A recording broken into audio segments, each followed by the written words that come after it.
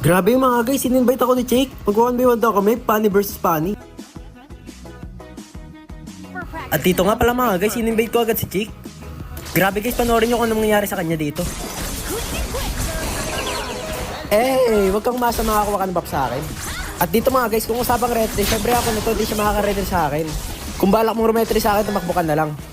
At dito siguro, laking gulat niya, bigla siya nawawala. Tignan nyo mga guys, panoorin nyo to. Ang akala niya, di ko siya papatayan. Syempre, pero papatayin pa rin kita dyan. Ginawang lamok. At dito mga guys, sa pagkamala niya ako map-hack.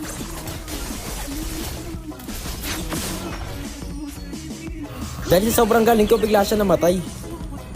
Siguro guys, pati si King Yasuo, di kaya gawin tong cable na to. Syempre, baka Warmos to, ako lamang nakagawa ng mga gatong cable. At grabe mga guys, dito napakasakit ng tower niya. Buti bang tower mo masakit, ikaw wala kang damage. At dito masasyakala niya, mapapatay niya ako. Dugat nagkakamali, ante. At grabe dito mga guys, pinagbigyan ko siya para di naman siya papaya. Kaya ang aking ginawa, nagpapatay ako sa kanya at binigay ko sa kanya ang blue buff.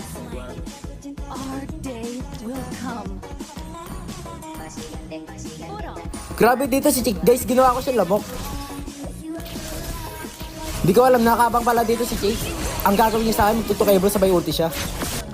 At ito mga guys, abangan nyo kung anong gagawin ko sa kanya rito. Dinaanan ka lang. Siguro guys, pati si King Yasuo hindi talaga kaya gawin tong cable na ito. Mag-historic cable. Ibang Warmos yarn. At dito sa part na to, kala niya mapapatay niya ako. At sa mga oras na to mga guys, napapatay na ako sa kanya. At syempre nag-surrender na rin ako para may panalo siya sa akin. Kasi ni isang beses di ba siya nanalo sa akin. At ito ang resulta ng laban.